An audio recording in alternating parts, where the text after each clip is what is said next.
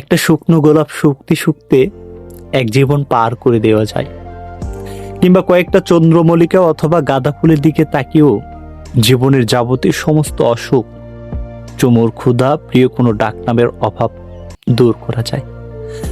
যে কোনো একটা সেকেন্ডের স্মৃতির দৃশ্যের কথা ভেবেও পার করা যায় কিছু বিষণ্ণ দুপুর, বিষণ্ণ সন্ধ্যা, হাহাকার ভরা রাত, অতঃপর কয়েকটা না পাওয়ার দীর্ঘশ্বাস।